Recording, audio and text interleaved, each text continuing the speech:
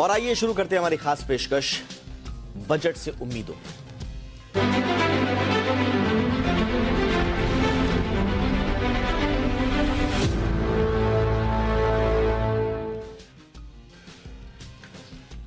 तो आम बजट आने में अब कुछ ही वक्त रह गया है, हम ये कह सकते हैं। और इस बार इस बजट में ग्रोथ पर फोकस रहने की संभावना है, यानी कि ग्रोथ ओरिएंटेड बजट आने की पूरी संभावनाएं जाहिर की जा रही हैं।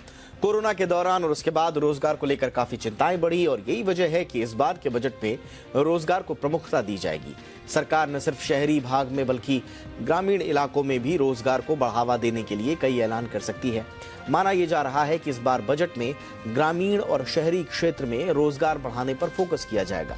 कोरोना की वजह से अपने गांव लौटे लोगों के लिए रोजगार के मौके तैयार करने पर फोकस होगा। इसके लिए मनरेगा का बजट बढ़ाने की संभावना भी जताई जा रही है। वहीं शहरी क्षेत्र में बजट का जॉब क्रिएशन और इन्वेस्टमेंट ग्रोथ पर फोकस रह सकता है। देखिए, इंफ्रास्ट्रक्चर डेवलपमेंट और अलग अलग इंडस्ट्रीज के लिए इंसेंटिव्स की घोषणाएं की जा सकती हैं। क्यों? सिर्फ इसलिए कि ग्रोथ का माहौल बन पाए और इस ग्रोथ के माहौल में रोजगार की संभावनाएं ज्यादा से ज्यादा पैदा हों। टेक सेवी जॉब के लिए सरकार बजट में स्किलिंग को प्राथमिकता दे सकती है, जो विगत कई बजट से हमने देखा कि फोकस रहा है सरकार का। स्किल डेवलपमेंट के जरिए टैलेंट को फ्यूचर प्रूफ जॉब के लिए तैयार किया जाएगा। वैश्विक स्तर पर रोजगार की तस्वीर बदल रही है। ऐसे में वैश्विक आपूर्ति श्रृंखला यानी कि सप्लाई चेन जो पूरी की पूरी श्रृंखला है, उसका हिस्सा बने रहने के लिए जरूरी है कि युवाओं को उनके स्किल से लैस किया जाए। ऐसे स्किल से लैस किया जाए जिनकी डिमांड बनी हुई है और आगे बढ़ने वाली है। महामारी के कारण हमारी अर्थव्यवस्था को जो नुकसान हुआ है, उसकी भरपाई के लिए और मौजूदा युवा आबादी को रोजगार पाने के लिए, स्किल से लैस करने के लिए बुनियाद को मजबूत करने की जरूरत बताई जा रही है। और सरकार का फोकस संभवतः इस बात पर ही होगा कि बजट में कैसे हम बजटरी एलोकेशंस करके इस दिक्कत को दूर कर सकते हैं। सरकार छोटे और मध्यम कारोबारों को बढ़ावा दे सकती है, उनके लिए पॉलिसी का ऐलान किया जा सकता है। जब छोटे कारोबार मजबूत होंगे तो इससे रोजगार के लिए मौके बढ़ने की भी उम्मीद है। इसके अलावा सरकार मैन्युफैक्चरिंग सेक्टर के लिए पीएलआई स्कीम का ऐलान भी कर सकती है। सरकार लॉन्ग टर्म मैन्युफैक्चरिंग प्रोडक्ट्स को बढ़ावा दे सकती है। इसके अलावा न सिर्फ इकोनॉमी के लिए ग्रोथ को रफ्तार मिलेगी बल्कि नए रोजगार के मौके भी पैदा होंगे। तो सरकार के पास कई ऐसे ऑप्शंस हैं जिनके जरिए वो जॉब पर फोकस कर सकती है, जॉब जनरेशन पर फोकस कर सकती है। लेकिन इसके लिए क्या करना होगा? क्योंकि एक होता है कि इंडस्ट्री की डिमांड ये है, लोगों की डिमांड ये, और दूसरी तरफ हम देख रहे हैं कि सरकार के पास अपने भी हाथ बंधे हुए हैं। जो वैश्विक जो परिस्थितियां चल रही हैं, जियोपॉलिटिक्स, और साथ ही साथ जो महंगाई और मंदी की आशंका की जो बातें हो रही हैं, उसके बीच में क्या सरकार के पास एक विंडो होगा, स्कोप होगा या नहीं? इस पर बातचीत करने के लिए खास मेहमान हमारे साथ हैं। चर्चा के लिए हमारे साथ कई खास मेहमान जुड़ेंगे, लेकिन इस वक्त हमारे साथ मास्टेक के फाउंडर और सीईओ अशांक देसाई सर हमारे साथ जुड़ चुके हैं। देसाई सर, बहुत बहुत स्वागत है आपका हमारे शो पर। सर, कहा यही जा रहा है कि ग्रोथ ओरिएंटेड अगर आपको रखना है बजट को, तो स्वाभाविक रूप से आपको फोकस करना पड़ेगा जॉब जनरेशन पर। जॉब को लेकर हमने देखा है कि ये सरकार काफ़ी गंभीर भी रही है, चाहे वो गवर्नमेंट जॉब्स हों, चाहे वो प्राइवेट जॉब्स हों, या फिर इनडायरेक्ट जॉब्स को लेकर तो प्रधानमंत्री बार बार कहते रहे हैं कि भाई हम जॉब जनरेटर्स जो एंटरप्रेन्योर्स हैं वो चाहते हैं। तो ओवरऑल ऐसा कैसा बजट हो जो कि जॉब्स लेकर आए? सर, थैंक्स बुलाने के लिए। Welcome sir. बिजनेस में देखिए, बात तो ये है कि आज अनएम्प्लॉयमेंट का बड़ा प्रॉब्लम है। गवर्नमेंट के साथ कोई बड़ा से बड़ा प्रॉब्लम हो, वो अनएम्प्लॉयमेंट का है। उसके रीजन बहुत सारे हैं, बहुत सारे उनके कारण हो सकते हैं, मगर एक बात ध्यान में रखना बहुत ही जरूरी है कि जब तक जॉब डिमांड फुलफिल नहीं होंगे तब तक हमारा कंजम्पशन जो है, बिकॉज सैलरी कंजम्पशन हमारा बहुत 60-70% जैसा है जीडीपी में, वो नहीं होगा। तो ये जॉब करना बहुत ही एक गवर्नमेंट के साथ में एक फोकस रहना चाहिए। अभी जॉब एक बात नहीं है। एक रूरल में जॉब करना, एक शहर में जॉब करना, एक हाई टेक्नोलॉजी में जॉब करना या लेबर इंटेंसिव जॉब करना, ये इनके लिए अलग अलग से पहलू है, अलग अलग से इनिशिएटिव करनी चाहिए। तो गवर्नमेंट को ये ध्यान रखना चाहिए कि एक इनिशिएटिव से नहीं होगा। देखिए, अभी आपको रूरल में एम्प्लॉयमेंट जनरेशन करना हो तो एक बात तो ये है कि एम नरेगा से बहुत सारे जॉब्स होते हैं, उनसे अच्छा काम भी होता है, मगर उसका एक जो फायदा है उस फायदे से हम संतुष्ट नहीं हो सकते हैं। हमें रूरल में ऐसे बहुत सारे जॉब करने होंगे जो शहर के इकोनॉमी पे डिपेंड हो या एक्सपोर्ट पे डिपेंड हो, और वो जो लोकल एंटरप्रेन्योर है उनके लिए एक स्कीम करनी चाहिए हमें, जिससे हम बहुत सारे लोकल विलेज लेवल जॉब हो सकते हैं और जिसका मार्केट हो सकता है अर्बन एरिया में हो या इवन एक्सपोर्ट में हो। तो आज आईटी का यूज हो कि हम देख रहे हैं कि कोई भी आदमी कहाँ भी सेल कर सकता है, तो हम ओएनडीसी वगैरह जो कर रहे हैं उससे वो फायदा हो सकता है। तो एक सस्टेनेबिलिटी एंटरप्रेन्योरशिप रूरल में करनी जरूरी है। अभी आप एब्सोल्युटली। देखेंगे यहाँ अर्बन लेवल पे हो या सेमी अर्बन पे हो, हमें ऐसे इंडस्ट्रीज को एक इंसेंटिव देने चाहिए जो जॉब ओरिएंटेड जॉब बना सके। तो आज जॉब कहाँ बन रहे हैं? एक तो कंस्ट्रक्शन और सर्विस इंडस्ट्री में हो रहे हैं। ठीक है। कंस्ट्रक्शन में पर्टिकुलरली क्योंकि जो इंफ्रास्ट्रक्चर बन रहा है वहां से जॉब हो सकते हैं। हाउसिंग डिमांड हो तो जॉब हो सकते हैं। दूसरी जगह है कि जैसे टेक्सटाइल्स हो या बहुत सारे टॉयज मैन्युफैक्चरिंग, एक बड़ा सेक्टर था जो चाइना ने ले लिया हम्म। 15-20 वर्ष पहले। अभी चाइना प्लस वन की बात हो रही है, तो हम कुछ कर रहे हैं इसके लिए, जिससे ऐसे इंडस्ट्री को बढ़ावा मिले जो जॉब बना सके। तो वो एक इनिशिएटिव है, वो अलग है। हम्म। और फिर हम यहाँ है कि हमारे जैसे आईटी इंडस्ट्री में है, हाईटेक जॉब है, मगर ये हाईटेक जॉब की भी जरूरत है। नंबर्स शायद कम हो सकते हैं, मगर आपको ध्यान में रखना चाहिए कि ये हाईटेक यंग जो लोग हैं हम्म। वो ही डिमांड करते हैं। आज मोबाइल्स हो, टीवी हो, कार्स हो, इसकी जो डिमांड है वो high value, high salary young people से हो सकते हैं, जो आईटी इंडस्ट्री और फार्मा जैसी इंडस्ट्री को हो सकता है। तो उनके लिए जो करना है वो एक बड़ा अलग सा सब्जेक्ट है। हमें जो देने हैं, हमें जो हमको हमें जो इंसेंटिव देने हो या हमें एब्सोल्युटली सर। इन्वेस्टमेंट करनी हो, वो एक अलग बात है। तो ऐसी चारों तरफ से सोच के बिल्कुल, गवर्नमेंट को बात यानी कि करनी। आपने बिल्कुल सही कहा कि जॉब का कोई एक मंत्र नहीं है कि आपने किसी सेक्टर को पकड़ा और फिर जॉब जनरेशन हो गई।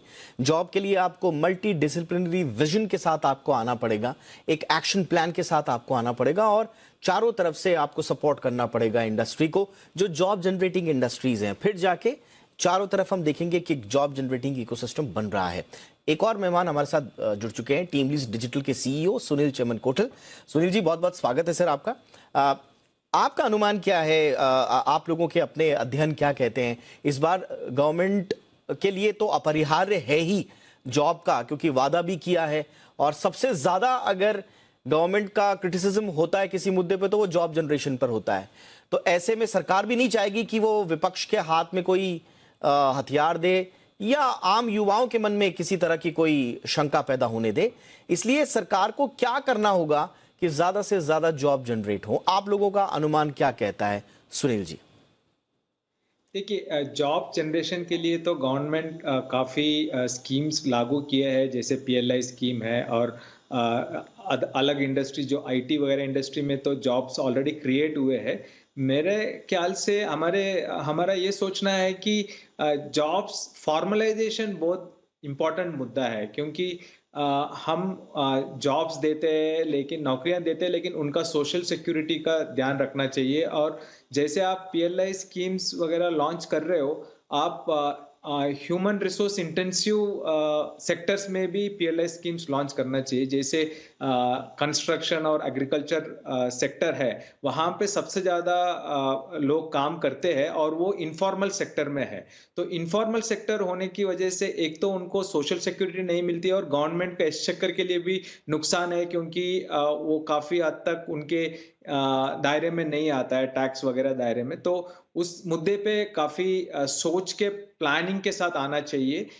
इससे जुड़ा हुआ लेबर कोड के ऊपर काफी चर्चा हुआ है, लेकिन अभी तक इम्प्लीमेंट नहीं हो पाया है। हर बार वो उसका जो टाइमलाइंस है वो आगे बढ़ते जा रहा है। ये दोनों जरूरी है। अगर मैं ओवरऑल देखता हूं तो एम्प्लॉयमेंट, एम्प्लॉयबिलिटी और ईज ऑफ डूइंग बिजनेस, ये तीनों मुद्दों पे गवर्नमेंट को काफी स्कीम्स या काफी नजर रखनी चाहिए। एम्प्लॉयमेंट, जैसे आप बोल रहे हैं कि एम्प्लॉयमेंट तो जनरेट हो रहा है, लेकिन क्या फॉर्मल सेक्टर में एम्प्लॉयमेंट दे सकते हैं हम कि ये एम्प्लॉयज को ना तो रेगुलर सोशल सिक्योरिटी मिलती है और ना तो उनको मिनिमम वेजेस मिलता है। तो ये सब चीजों की वजह से काफी हद तक एम्प्लॉयमेंट जनरेट करने के बाद भी उनका जो एक्चुअल कमाई है और जो उनका प्रोटेक्शन है वो नहीं हो पाता है। वो एम्प्लॉयमेंट सेक्टर की बात है। दूसरा, एम्प्लॉयबिलिटी, स्किलिंग पे ऊपर काफी ध्यान देना चाहिए, क्योंकि नेक्स्ट 3 डेकेड में सबसे ज्यादा वर्किंग पॉपुलेशन इंडिया में होने वाला है। तो हम उनको स्किल कैसे करेंगे? स्किलिंग के लिए क्या नेशनल स्किल डेवलपमेंट ने काफी काम किया है, लेकिन अभी भी काफी गैप है। जो हमको नौकरी में चाहिए वो स्किलिंग नहीं हो पा रही है, और वो स्किलिंग रिलेटेड इंसेंटिव्स जो सब्सिडीज जो देते हैं, सब्सिडीज के जगह पे इंसेंटिव्स होना चाहिए, ताकि उनको अगर सही नौकरी मिल जाता है तो जैसे आप पीएलआई स्कीम लॉन्च कर रहे हैं वैसे स्किल डेवलपमेंट इंसेंटिव्स भी लॉन्च कीजिए, और जो ब्यूरोक्रेटिक हैजल्स है उसको कम करनी चाहिए। और इसी सेक्टर में इसी मुद्दे पे अगर आगे बात किया जाए तो डिग्री अप्रेंटिसशिप या अप्रेंटिसशिप मॉडल पे भी काफी पॉलिसीज चेंज होती जाती है। तो वो एक बार वेरी क्लियर स्ट्रैटेजी करके जो बच्चे पढ़ रहे हैं उनके पढ़ाई के साथ साथ नौकरी भी करनी चाहिए, अप्रेंटिसशिप, ताकि वो लोग जब पास आउट होते हैं हमारा स्किल्ड टैलेंट बाहर आएंगे। ये दो सेक्टर। और दूसरा सबसे लास्ट बात है ease of doing business. Ease of doing business में अभी भी काफी चेंजेस की जरूरत है। हमारी जो कानून है वो इतना डिफिकल्ट कानून है कि या तो जेल हो जाती है या फिर फाइन हो जाता है, लेकिन प्रॉब्लम सॉल्व नहीं होता है। और उसको अगर आप ईज ऑफ डूइंग को अगर आप सही कर देते हो, हमने एक रिपोर्ट भी लॉन्च किया था, तो उसके हिसाब से काफी एम्प्लॉयमेंट जनरेट हो सकता है, क्योंकि बाहर से काफी कंपनियां और ये इंपॉर्टेंट एस्पेक्ट है। देखिए, फॉर्मलाइजेशन ऑफ इकोनॉमी के बारे में बार बार बहस होती रही है। सरकार ने इस दिशा में कदम आगे भी बढ़ाए हैं। इनफैक्ट टोटल वर्कफोर्स का अगर आप देखेंगे तो मेरे ख्याल से फॉर्मल में कितने जुड़े हुए होंगे, 10-12%, इससे ज्यादा नहीं होंगे। ज्यादातर अभी भी अनऑर्गेनाइज सेक्टर के लोग हैं जो वर्कफोर्स का हिस्सा हैं, और वो अनऑर्गेनाइज्ड हैं। हालांकि सरकार ने कुछ कोशिशें की हैं, उनका डेटा भी बनाया जा रहा है, उनको मुख्य धारा में लाने की कोशिश भी की जा रही है ताकि सोशल सिक्योरिटी के दायरे में वो आए, लेकिन ये एक मैमथ टास्क है। इसके अलावा स्किल इंडिया पर फोकस हुआ। अशांत सर, स्किल इंडिया को लेकर आपका क्या कहना है? सरकार ने बहुत महत्वाकांक्षी स्कीम चलाई थी, उसके रिजल्ट्स आई डोंट नो, मतलब अभी उतने क्या संतोषजनक उसके रिजल्ट्स हैं या नहीं हैं, या ऐसा तो नहीं है कि हम स्किल इंडिया में सारा का सारा फोकस जो कर रहे हैं वो मैन्युफैक्चरिंग साइड पे कर रहे हैं, जबकि हम आईटी सर्विस इंडस्ट्री देख रहे हैं कि जो जरूरी स्किल्स चाहिए वो मिल नहीं रही है, एक बहुत बड़ा टैलेंट क्रंच भी है। तो क्या हम स्किल इंडिया की तो बात कर रहे हैं, लेकिन किस तरह की स्किल की आवश्यकता है उस पर हमारा राइट फोकस है या नहीं है सर? देखिए, आपने जैसी बात कही कि एक डिमांड सप्लाई का जो इश्यू है, जो स्किल्स चाहिए और जो स्किल्स ट्रेन हो रहे हैं, ये मैचिंग बहुत ही जरूरी है। मैं एक ऐसे स्किल डेवलपमेंट इनिशिएटिव से इन्वॉल्व हूँ, जहां मैं देख रहा हूं कि जब तक हम स्किल्स कर रहे हैं जिसको इंडस्ट्री की जरूरत है, तो इंडस्ट्री इमीडिएटली उसको ले लेती है और हम उसको जॉब भी एक्चुअली जॉब की गारंटी दे सकते हैं। मगर आज बहुत सारी ऐसी जो स्किल्स हो रही है जिसमें इंडस्ट्री का इन्वॉल्वमेंट नहीं है। इंडस्ट्री से इन्वॉल्वमेंट करके जॉब आपने किए, स्किल्स की, तो आपको बहुत सारा सक्सेस मिलेगा। सर कैसे तो ये इन्वॉल्वमेंट थोड़ा स्किल्स करेंगे, थोड़ा इलैबोरेट करेंगे सर, इन्वॉल्वमेंट कैसा चाहते हैं आप? देखिए, मैं एक एग्जांपल दे रहा हूं आपको, जिससे मैं इन्वॉल्व हूं, इसलिए उसको जरा एलाबोरेट करना जरूरी होगा। जी हाँ, जी हाँ। मैं एक ऐसी कंपनी से फाउंडर, एनजीओ, वो नॉन प्रॉफिट कंपनी है आज, उसका नाम है पारफी। तो ये पारफी में हम क्या करते हैं, हम हाई स्कूल ड्रॉप आउट जो है विलेज में, उनको लेते हैं और उनको ट्रेनिंग देते हैं बहुत सारी स्किल्स की, कंस्ट्रक्शन हो, वेल्डिंग हो, कुकिंग हो। मगर वो ट्रेनिंग देने के पहले हम इंडस्ट्री जो उनको लेने वाली है उनसे बात करते हैं। वो बताते हैं हमें उनको कितनी जरूरत है, उनको कौन से ट्रेनिंग की जरूरत है। तो हमारा सिलेबस जो है वो उनके हिसाब से बनता है और हमें ये मालूम होता है कि जब हमारे आदमी पास होंगे उनको जॉब वहां मिलेगा, क्योंकि वो कमिटमेंट करते हैं कि हमें 15 आदमी चाहिए या 50 आदमी चाहिए, जो भी नंबर हो।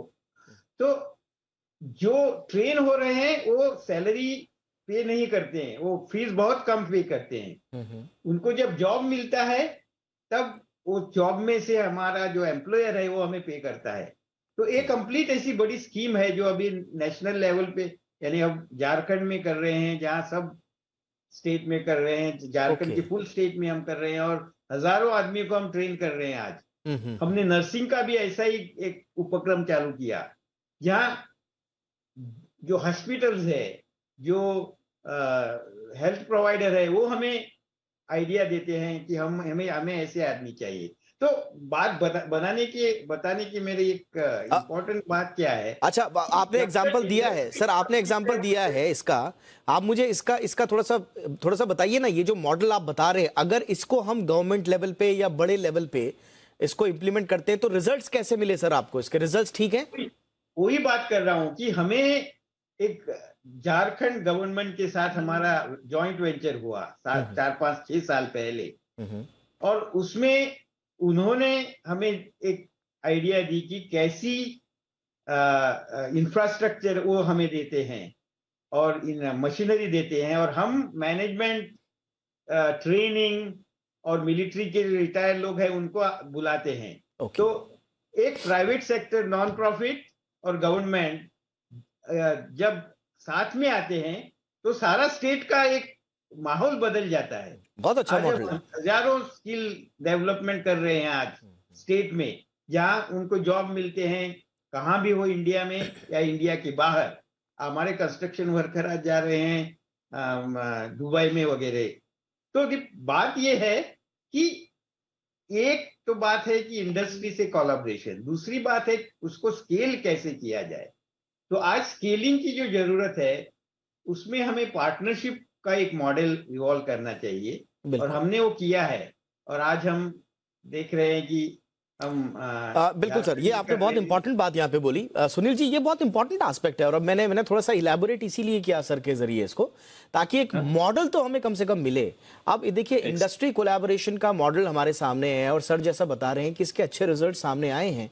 आप स्किल इंडिया बहुत अच्छी एक सही सोच के साथ सरकार की एक स्कीम है, लेकिन वो स्किल्स जो इंडस्ट्री को चाहिए और जो स्किल्स आप ऑफर कर रहे हैं, अगर उसमें गैप रहा तो फिर बहुत ज्यादा ये जॉब ओरिएंटेड रह नहीं पाएगी। बिल्कुल सही कहा आपने। इसमें दो पहलू है। एक तो जो व्हाइट कॉलर सेक्टर है उसमें भी अभी हम काफी हद तक गैप देख रहे हैं, स्किलिंग गैप में। क्योंकि यहाँ पे मैं कहूँगा कि न्यू एजुकेशन पॉलिसी जो लॉन्च किया, जहाँ पे इंडस्ट्री, एकेडमिया और गवर्नमेंट साथ में मिलके उनका करिकुलम डिसाइड करती है, ताकि जब वो पास आउट होते हैं वो लोग इमीडिएटली एम्प्लॉयबल हो सकते हैं। आज अगर आप देखोगे तो एक फ्रेशर को हायर करेंगे जो वो पढ़ता है और जब वो नौकरी करने जाता है तो उसमें काफी फर्क है।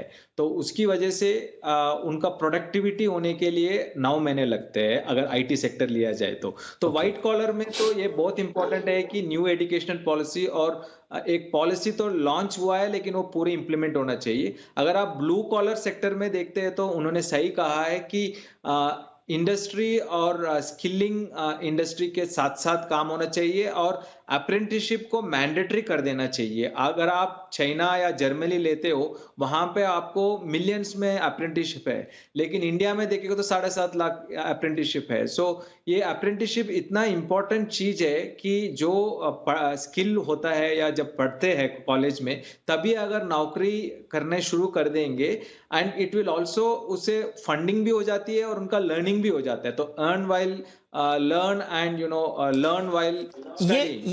ये एक बहुत ये एक बड़ा अजीबोगरीब पहलू है। आई डोंट नो इस पे कोई एक फॉर्मल स्टडी हुई है नहीं हुई है, लेकिन जो मेरा अपना ऑब्जर्वेशन है इसमें आप थोड़ा सा और बताइएगा सुनील जी।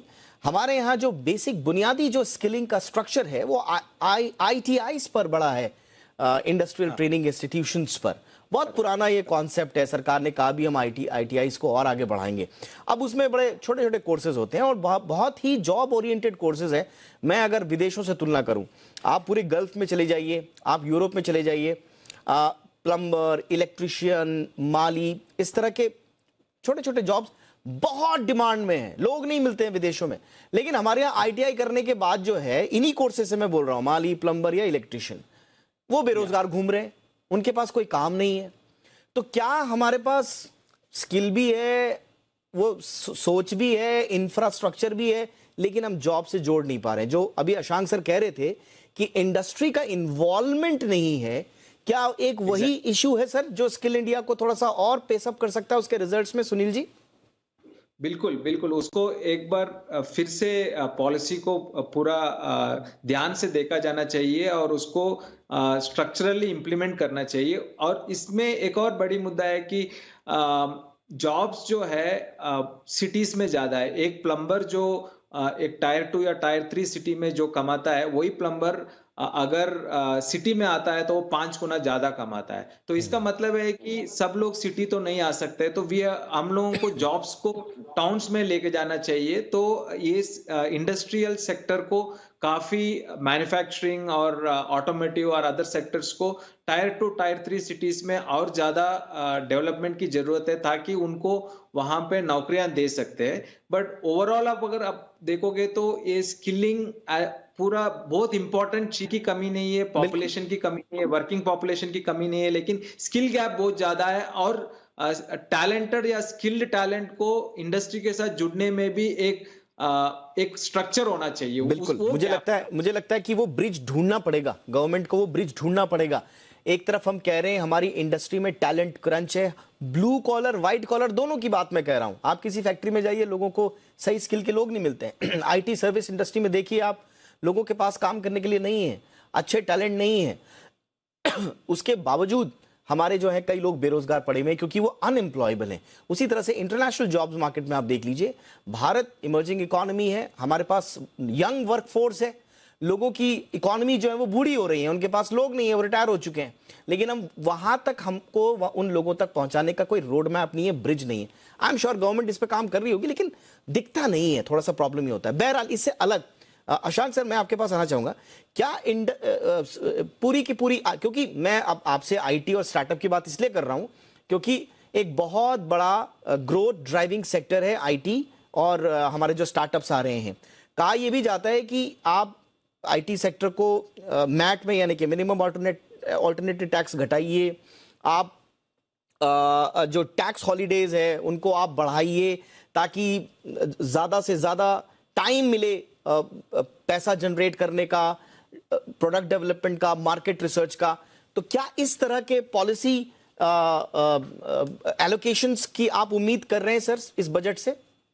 देखिए, एक ओवरऑल बात है इसमें, ईज ऑफ डूइंग बिजनेस, जैसे बात की पहले भी उन्होंने, एक आज ऐसा माहौल हमें बनाना चाहिए जिससे स्टार्टअप हो या IT company, medium size company हो या प्राइवेट इक्विटी और VC फर्म हो, जिन्हें ऐसा लगना चाहिए कि ऐसा हमारा माहौल है जिससे वजह से हम बिजनेस को फास्ट इंक्रीज कर सकते हैं।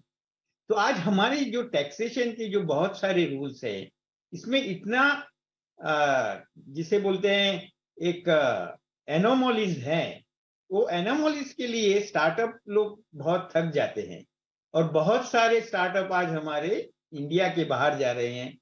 और वो वेल्थ क्रिएशन इंडिया के बाहर होगा, उनका मार्केट इंडिया में होगा। तो आज ऐसी एक बात करनी चाहिए कि ईज ऑफ बिजनेस हो, टैक्सेशन के रूल जो हो, कैपिटल गेन्स हो या स्वेट कैपिटल हो, इसके लिए बहुत सारी लंबी डिमांड है हमारे आईटी इंडस्ट्री से।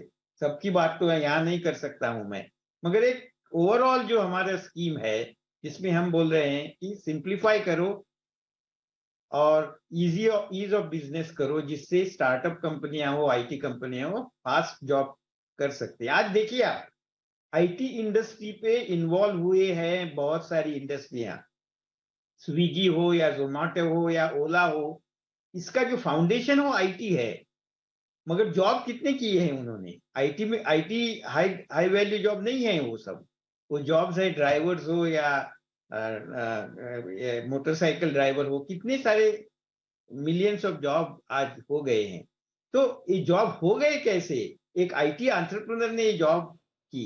एब्सोल्युटली। तो हमें एक एंटरप्रेन्योरशिप के लिए जो भी डिफिकल्टीज हैं उसको कम करना बहुत ही जरूरी है। बिल्कुल। और गवर्नमेंट का ये हमेशा से फोकस भी रहा है कि एंटरप्रेन्योरशिप पे फोकस कीजिए। अगर आप एक एंटरप्रेन्योर को आगे नहीं बढ़ाते हैं तो फिर आपको हो सकता है उस एंटरप्रेन्योर जो कि एम्प्लॉय बन के रह गया है उसके भविष्य की चिंता करनी पड़े। लेकिन अगर एक एम्प्लॉय एंटरप्रेन्योरशिप में कन्वर्ट कर लेता है अपने वेंचर्स को, एंटरप्रेन्योर बन जाता है, तो शायद वो 10 लोगों को, 20 लोगों को, 25 लोगों को, 30 लोगों को नौकरी दे रहा हो। एक तरह से वो गवर्नमेंट की हेल्प कर रहा है। ये बात गवर्नमेंट भी जानती है, लेकिन उस दिशा में शायद जो हमारा फोकस है, सोच है, मैं ये मानता हूं, लेकिन शायद और पुख्ता तरीके से उस सोच को आगे बढ़ाने की आवश्यकता है ताकि एक जॉब इकोसिस्टम पैदा हो, एक ऑटोमेटिक जॉब इकोसिस्टम पैदा हो, तब जाके शायद हम आगे बढ़ पाएं। और जो हमारे जो गोल्स हैं, 5 ट्रिलियन इकॉनमी और उसके आगे फिर 10 और फिर उसके आगे की जो हमारी 20-25 ट्रिलियन का है, वो भी हम लक्ष्य इसी सोच के साथ आगे इजीली तय कर सकते हैं। बहुत बहुत शुक्रिया आप दोनों का। सुनील चमन कोटिल जी, थैंक यू सो मच वक्त निकालने के लिए आपका। Ashank Desai sir, thank you so much, आपने भी हमारे दर्शकों के लिए वक्त निकाला। अदानी ग्रुप और हिंडनबर्ग रिसर्च के बीच जारी वाद विवाद थमने का नाम नहीं ले रहा है। अदानी ग्रुप ने हिंडनबर्ग की ओर से लगाए गए वित्तीय अनियमितताओं के आरोपों पर 413 पन्नों का जवाब सौंपा है। अदानी समूह ने हिंडनबर्ग की तरफ से लगाए गए आरोपों को भारत पर हमला करार दिया है। अडानी के बयान पर पलटवार करते हुए हिंडनबर्ग रिसर्च ने कहा कि अदानी ग्रुप राष्ट्रवाद की आड़ में अपने फ्रॉड को नहीं छिपा सकता है। हिंडनबर्ग का कहना है कि अदानी के 413 पेजेस में से सिर्फ 30 पन्नों में आरोपों का जवाब है। हिंडनबर्ग ने दावा किया है कि अदानी ने 88 में से 62 सवालों का जवाब ही नहीं दिया। हिंडनबर्ग ने अदानी ग्रुप को खुली चुनौती देते हुए कहा है कि राष्ट्रवाद की आड़ में फ्रॉड को नहीं छिपाया जा सकता है। हिंडनबर्ग ने कहा कि अदानी ग्रुप देश की सुनियोजित लूट में शामिल है।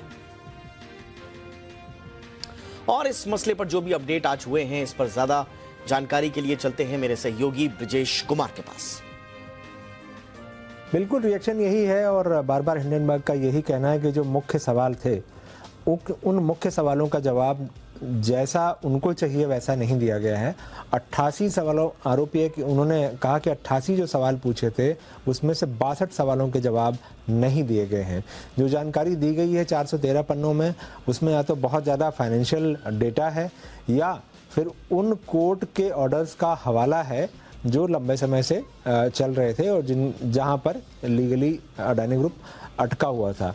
तो उनका कुल मिलाकर कहना यह है कि जो भी जवाब दिया गया है वो संतोषजनक जवाब नहीं है और जो मुख्य सवाल हैं वो आज भी उनके जवाब मिलने उनको बाकी हैं। लेकिन अडानी ग्रुप का बार बार यही कहना है कि हिंडनबर्ग का जो आरोप है वो आरोप ठीक नीयत से नहीं लगाया गया है और इसके पीछे कोई दूसरी मंशा है जो हिंडनबर्ग जिस वजह से अडानी ग्रुप पर इस तरह के आरोप लगा रहा है। तो कुल मिलाकर दोनों तरफ से आरोपों और जवाबों का सिलसिला जारी है। इस बीच एफपीओ की तारीख जो है वो 31 जनवरी कल है जो बंद हो रहा है और एफपीओ पर सबकी नज़रें लगी हुई हैं कि आखिर वो भरेगा कैसे और किस तरह से जो दावा किया गया था अडानी ग्रुप की ओर से कि ना तारीख बढ़ाएंगे ना एफपीओ का दाम कम करेंगे, वो कैसे पूरा हो पाएगा। और अदानी ग्रुप पर कर्ज का भी काफी बड़ा बोझ है। कई बैंकों का अदानी ग्रुप में एक्सपोजर है। अदानी ग्रुप पर कर्ज का कितना एक्चुअल बोझ है और किन बैंकों का ज्यादा एक्सपोजर है, ये भी जरा सुन लीजिए। मेरे सहयोगी वरुण दुबे बता रहे हैं। देखिए, अडानी ग्रुप पे कर्ज अगर आप देखेंगे तो ये करीब करीब 2 लाख करोड़ के आसपास का है और लगातार विस्तार और अधिग्रहण के चलते पिछले 3 सालों में ये दुगना हो चुका है। इसमें से बैंकिंग सेक्टर का एक्सपोजर देखेंगे, खासकर इंडियन बैंक्स का, तो ये करीब करीब निकल के आता है 70,000 से 80,000 करोड़ के आसपास के, यानी कि जो कुल कर्ज है उसमें से करीब 38% के आसपास का कर्ज जो है वो बैंक्स का है। 37% अगर आप देखेंगे तो बॉन्ड्स और कमर्शियल पेपर का है। एनबीएफसीज का कुल एक्सपोजर करीब 11% के आसपास का है। बाकी अगर आप देखेंगे तो इंटर ग्रुप लेंडिंग है। लेकिन एक समय था जब अडानी ग्रुप का जो कुल कर्ज था, साल 2016 की मैं बात कर रहा हूँ, उसमें से करीब 80 से 90% के आसपास का कर्ज जो था वो भारतीय बैंक से था। लेकिन अब कम होके ये करीब 30 से 40% के आसपास रह गया है। इनफैक्ट भारतीय बैंक्स में भी सरकारी बैंक्स अगर आप देखेंगे तो इनका कुल एक्सपोजर करीब 25 से 30% है और निजी बैंक्स का एक्सपोजर करीब करीब 10% के आसपास का ही है। तो बाकी कर्ज कहाँ से आया है? तो बाकी कर्ज अगर आप देखेंगे तो खासकर फॉरेन बैंक से आया है। अडानी ग्रुप का जो कुल कर्ज है उसमें करीब 18% के आसपास का कर्ज जो है वो फॉरेन बैंक से है। सिर्फ ये ही नहीं, जो बॉन्ड्स और कमर्शियल पेपर्स है उसमें केवल 8% जो है वो रूपी बॉन्ड से है। बाकी करीब करीब 30% के आसपास अगर आप देखेंगे तो वो डॉलर डिनोमिनेटेड बॉन्ड्स या फिर दूसरे फॉरेन करेंसी बॉन्ड्स के यहाँ से आता है। इनफैक्ट आपको याद होगा जब एसीसी और अंबुजा का अधिग्रहण किया था तो जो कुल कर्ज अडानी ग्रुप ने उठाया था उसमें से करीब 14 इंटरनेशनल बैंक्स थे और काफ़ी हद तक जो मिडिल ईस्ट के भी बैंक्स थे वहाँ से भी अडानी ग्रुप ने कर्ज लिया था।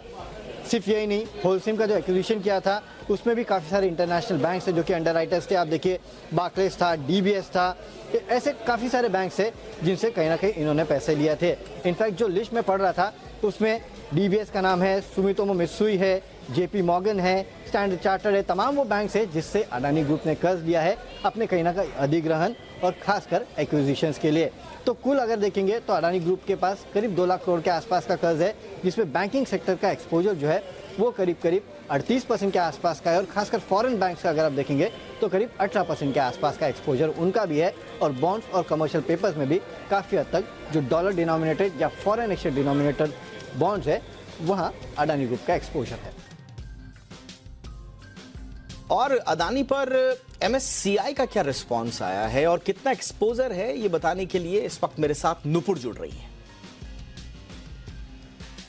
बिल्कुल सही कहा आपने। एमएससीआई ने रिव्यू करने के लिए कहा है जो सिचुएशन अदानी ग्रुप को लेकर हुए हिंडनबर्ग की जो रिपोर्ट आई थी उसके बाद, और उस पर उनका फीडबैक मांगा गया है। तो एमएससीआई की तरफ से एक इंटरवेंशन आया दिखा है जहाँ पे वो रिव्यू कर रहे हैं सिचुएशन को रिव्यू करने के बाद अगर जिस हिसाब से मार्केट में वॉलेटिलिटी है अदानी ग्रुप स्टॉक्स को लेकर, जिस हिसाब से मार्केट कैपिटलाइजेशन में उठापटक अभी फिलहाल चल रही है, वॉलेटिलिटी चल रही है, गिरावट हम देख रहे हैं मार्केट कैपिटलाइजेशन में, जो वेटेज होता है एमएससीआई में वहाँ पे बदलाव हो सकते हैं। हालांकि ऐसा कोई नोटिफिकेशन या ऐसा कोई अनाउंसमेंट फिलहाल एमएससीआई की तरफ से नहीं आया है जहाँ पे उन्होंने कहा है कि हम वेटेज में कोई चेंजेस करेंगे।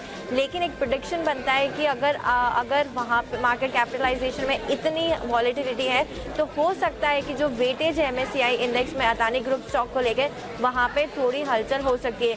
गिरावट है तो डेफिनेटली ये पॉइंट है कि यहाँ से आउटफ्लो दिखेगा अदानी ग्रुप स्टॉक्स की तरफ से, क्योंकि वेटेज कम होगा। तो टोटल एक्सपोजर की बात करें अगर एमएससीआई में है तो करीबन 28,100 करोड़ के आसपास का अदानी ग्रुप स्टॉक का एक्सपोजर है एमएससीआई पे। मैं वेटेज इंडिविजुअल स्टॉक्स पे बता देती हूँ, जहाँ पे अगर देखें तो अदानी टोटल गैस का करीबन 1.35% का वेटेज है और वैल्यू टर्म्स में बात करें तो 6,600 करोड़ के आसपास का होता है। अदानी एंड भी बात करें तो वहाँ पे 1.3% का वेटेज है, करीबन 6,360 करोड़ के आसपास की वैल्यू आती है।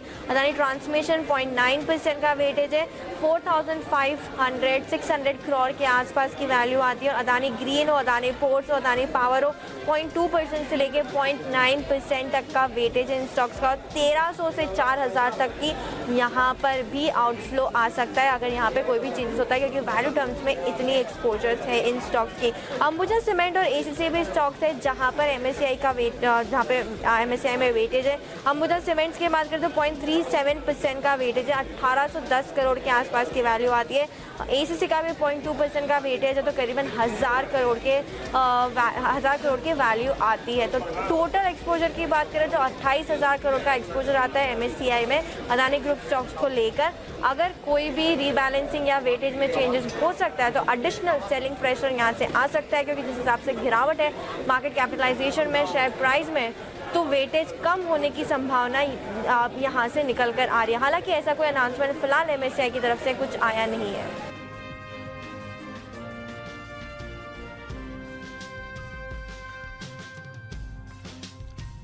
राष्ट्रपिता महात्मा गांधी की आज 75वीं पुण्यतिथि है। इस मौके पर प्रधानमंत्री नरेंद्र मोदी ने राजघाट पहुंचकर महात्मा गांधी को श्रद्धांजलि अर्पित की। रक्षा मंत्री राजनाथ सिंह भी बापू को श्रद्धांजलि देने के लिए राजघाट पहुंचे।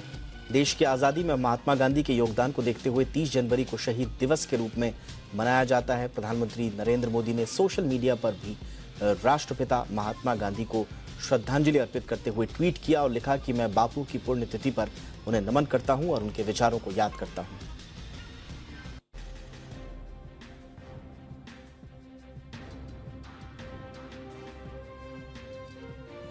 तो राष्ट्रपिता महात्मा गांधी की पुण्यतिथि पर पूरे देश ने आज उन्हें याद किया।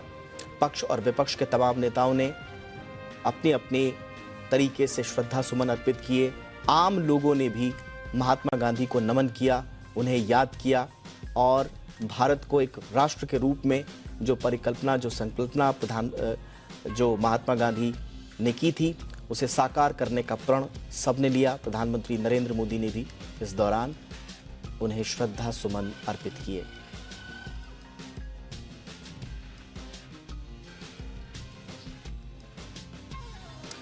और अब तक हम यही जानते हैं आए हैं कि एंटीबायोटिक दवाओं के ज्यादा इस्तेमाल से रोग प्रतिरोधक क्षमता कम हो जाती है, लेकिन एक स्टडी में यह पता चला है कि इससे पाचन तंत्र में सूजन के साथ पेट में अल्सर होने का भी खतरा रहता है। ये क्या है स्टडी और किस तरह के नए खतरे अब एंटीबायोटिक के अब्यूज से या उसके बेजा इस्तेमाल से पैदा होने लगे हैं, देखिए इस रिपोर्ट में।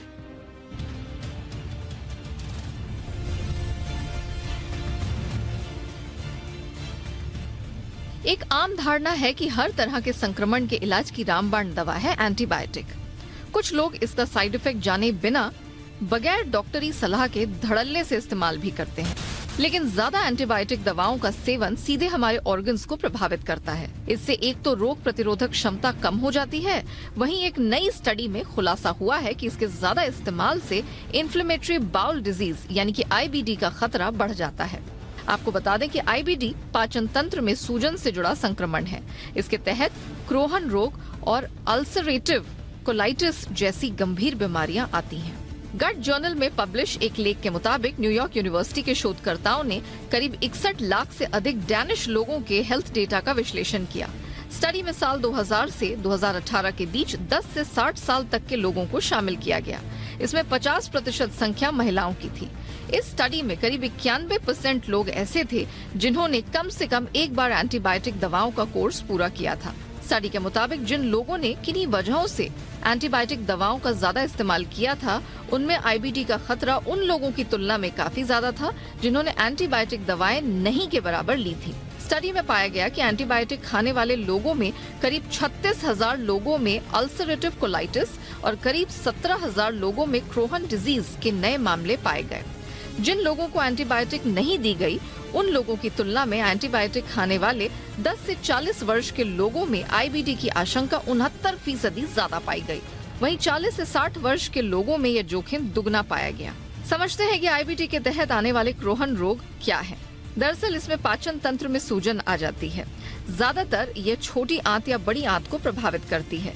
इसके लक्षणों की बात करें तो इसे संक्रमित रोगी को दस्त, पेट में दर्द, वजन घटना या त्वचा पर चकत्ते पड़ने की शिकायत होती है। वहीं अल्सरेटिव कोलाइटिस भी आंतों से जुड़ी एक समस्या है, जिसमें बड़ी आंत में सूजन और जलन की परेशानी होती है।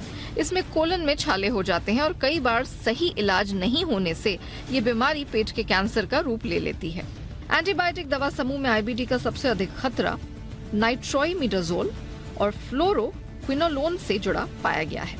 इस ग्रुप की एंटीबायोटिक दवा आमतौर पर आंतों के संक्रमण का इलाज करने के लिए उपयोग की जाती है, जबकि नाइट्रोफ्यूरेंटोइन एकमात्र ऐसा एंटीबायोटिक पाया गया जो किसी भी उम्र के लोगों के लिए IBD का खतरा नहीं बढ़ा रहा था। फिलहाल तो बगैर डॉक्टरी सलाह के एंटीबायोटिक दवाओं का सेवन बिल्कुल ना करें। किसी बीमारी के सही इलाज के लिए किसी ऐरे गहरे झोला छाप डॉक्टर के बजाय विशेषज्ञ डॉक्टर की सलाह लें और ये बात मन से निकाल दें कि एंटीबायोटिक दवा ही बीमारी को ठीक करती है। ब्यूरो रिपोर्ट, जी मीडिया।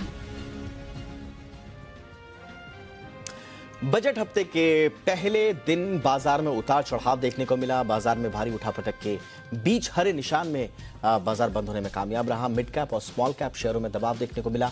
आज के कारोबार में एनर्जी, पीएसई और एफएमसीजी शेयरों में बिकवाली रही। रियल्टी और इंफ्रा शेयरों पर भी दबाव रहा। हालांकि आईटी शेयरों में खरीदारी रही। आज अदानी ग्रुप के शेयरों में भी भारी उतार चढ़ाव देखने को मिला। कारोबार के अंत में सेंसेक्स 170 अंक चढ़कर 59,500 के लेवल पर बंद हुआ। वहीं निफ्टी 45 अंक चढ़कर 17,650 के करीब बंद हुआ। निफ्टी बैंक में 42 अंकों की मामूली तेजी देखने को मिली। देखिए, हफ्ते के पहले कारोबारी दिन बाजार में तेज उतार चढ़ाव देखने को मिला। हालांकि दिन के दौरान अगर आप देखें तो निश्चित तौर से रिकवरी काफी बढ़िया देखने को मिली। निफ्टी जो है करीब 17,650 के ऊपर बंद हुआ। वहीं निफ्टी बैंक की तरफ देखें तो यहाँ पर भी दिन के दौरान निश्चित तौर से बढ़िया रिकवरी आपको देखने को मिली। निफ्टी के बढ़ने वाले स्टॉक्स की बात की जाए तो अब देखिए, बजाज फाइनेंस नतीजों के बाद 5% का अपमूव, अल्ट्राटेक 2.5% ऊपर बंद हुआ। बजाज फिनसर्व, एचसीएल टेक जैसे कुछ स्टॉक है जहां पर करीब 2% की तेजी देखने को मिली। गिरने वाले स्टॉक्स की बात की जाए तो पावर ग्रिड को आप देखिए 3.5% की गिरावट, जेएसडब्ल्यू स्टील 3% का करेक्शन, बजाज ऑटो और एलएनटी यहां पर भी आपको हल्की गिरावट देखने को मिली। लेकिन सबसे ज्यादा सुर्खियों में रहे पूरे अदानी समूह के स्टॉक, जहां पर अगर आप देखें तो अदानी ग्रीन, अदानी टोटल और अदानी ट्रांसमिशन, जहां पर आपको 15 से 20% की गिरावट देखने को मिली। बाकी के अन्य इनके जो वायदे बाजार के स्टॉक्स हैं यहाँ पर भी दिन के दौरान बड़ा अपमूव आया, लेकिन फिर ये सस्टेन नहीं कर पाए और ऊपरी तरफ से बड़ा सेलिंग प्रेशर आपको एसीसी, अंबुजा, अदानी पोर्ट्स और अदानी एंटरप्राइज जैसे स्टॉक्स में देखने को मिला। शुगर स्टॉक्स की बात की जाए तो यहाँ पर गिरावट का रुझान साफ रहा। ईआईडी पेरी 8.5% लुढ़का। इसके अलावा पेपर स्टॉक्स, क्योंकि शेरशाही पेपर के नतीजे काफी बढ़िया थे, 7.5% की तेजी यहाँ पर आपको देखने को मिली। इसके बाद वेस्ट कोस्ट पेपर है, रुचिरा पेपर है, यहाँ पर अच्छी खासी खरीदारी का रुझान देखने को मिला। लेकिन आईटी स्टॉक्स में भरपूर तेजी देखने को मिली और इस पूरे पैक को जो है लीड किया इंटेलेक्ट डिजाइन ने। करीब 8% के बड़े गेंस यहाँ पर आपको देखने को मिले। फर्स्ट सोर्स सॉल्यूशन, सिग्निटी टेक जैसे स्टॉक्स में भी बढ़िया खरीदारी का रुझान देखने को मिला।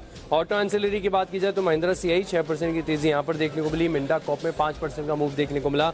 और लॉजिस्टिक स्टॉक्स में देखी जाए तो एजिस लॉजिस्टिक्स 12% की बड़ी तेजी। मजगांव डॉक में अच्छी खरीदारी का रुझान देखने को मिला। नायका में खरीदारी रही, जीआईसी में तेजी रही, लेकिन कमजोर नतीजों के बाद बीएल फिसला 6%। हिंदुस्तान जिंक क्योंकि एक्स डिविडेंड हुआ है, गिरा नहीं है स्टॉक, 13 रुपए का एक्स डिविडेंड है, इसके लिए यहाँ पर गिरावट देखने को मिली। और कल्याण ज्वेलर्स में भी करीब 5% का कट नजर आया। गोल्ड के भाव में लगातार रिकॉर्ड हाई का सिलसिला जारी है। एमसीएक्स पर सोना 57,149 रुपए के नए रिकॉर्ड के लेवल पर पहुंच चुका है। सोने में इस दमदार तेजी की वजह क्या है? सोने में बम्पर तेजी का राज समझते हैं जी बिजनेस के कमोडिटी एडिटर मृत्युंजय कुमार झा से। बिल्कुल, देखिए बहुत ज़बरदस्त तेज़ी आई है गोल्ड की कीमतों में और आज 57,150 के करीब पहुंच चुका है गोल्ड, रिकॉर्ड ऊंचाई पर। हालांकि उसके बाद कुछ कमजोरी आई है और ये उस हफ्ते में गोल्ड ने नया हाई टच किया है जिस हफ्ते में बहुत बड़े बड़े इवेंट हैं। आप देखिए कि इसी हफ्ते हमारा बजट आएगा, इसी हफ्ते फेड की मीटिंग है जिस पर दुनिया भर के बाजारों की नजरें टिकी हुई हैं कि फेड ब्याज दरों में कितनी बढ़ोतरी करता है। यूरोपीय सेंट्रल बैंक की मीटिंग है। 3 बड़े इवेंट हैं, उसके बावजूद आज गोल्ड ने ऑल टाइम हाई को टच किया है और ज़बरदस्त तेज़ी का माहौल है। 3 महीने में 12% से ज़्यादा गोल्ड के दाम बढ़ गए हैं। एक ही अगर सिर्फ जनवरी की बात करें तो इसी महीने में करीब 1800 रुपए की तेज़ी गोल्ड की कीमतों में आ गई है। तेज़ी क्यों आई है? आज की तेज़ी के पीछे की वजह है डॉलर का कमज़ोर होना, रुपया का कमज़ोर होना, उसने मार्केट के सेंटीमेंट को मजबूत किया। लेकिन ओवरऑल फंडामेंटल भी इसलिए मजबूती के बताए जा रहे हैं क्योंकि अमेरिका में ब्याज दरें धीमी रफ्तार से बढ़ने की संभावना है, उसका फायदा गोल्ड को मिलता हुआ दिख रहा है और आगे भी दिख सकता है, इस बात की उम्मीद जताई जा रही है। डॉलर काफ़ी नीचे आया है हाई से, उसका इम्पैक्ट हमने देखा है। मंदी की जो बात हो रही है दुनिया भर में, इस वक्त मंदी की आशंका जाहिर की जा रही है, उसके बीच सुरक्षित निवेश के तौर पर गोल्ड की डिमांड बढ़ रही है। तो ये सारे फैक्टर फिलहाल पॉजिटिव दिख रहे हैं, लेकिन अब ये डिपेंड करेगा कि बजट में गोल्ड को लेकर क्या ऐलान होते हैं। अगर इंपोर्ट ड्यूटी में कुछ भी बदलाव होता है उसका आपको तुरंत इम्पैक्ट मार्केट के ऊपर दिखेगा। अगर इंपोर्ट ड्यूटी घटती है तो गोल्ड के दाम घट सकते हैं, अगर इंपोर्ट ड्यूटी बढ़ती है तो बढ़ सकते हैं। तो बजट एक बड़ा फैक्टर होगा गोल्ड मार्केट को आगे ड्राइव करने में। दूसरा जो बड़ा फैक्टर होगा वो फेड का डिसीजन, क्योंकि मार्केट ये मान के चल रहा है कि 25 बेसिस पॉइंट के आसपास ब्याज दरों में बढ़ोतरी होनी चाहिए। अगर उससे ज़्यादा बढ़ोतरी होती है तो गोल्ड मार्केट के लिए नेगेटिव होगा, तब गोल्ड में कुछ कमजोरी आ सकती है। तो ये सारे फैक्टर गोल्ड के लिए बहुत महत्वपूर्ण होंगे, लेकिन इन सब फैक्टर्स के बावजूद जो लॉन्ग टर्म के फंडामेंटल हैं गोल्ड के, वो इस वक्त थोड़े से मजबूत हैं और उस पर मार्केट की नज़र बनी रहेगी। जी, इंडिया 360 में आज बस इतना ही। हैशटैग याद रखिए, हैशटैग ZINDIA360। कोई राय, कोई सुझाव हो तो जरूर भेजिएगा। नमस्कार।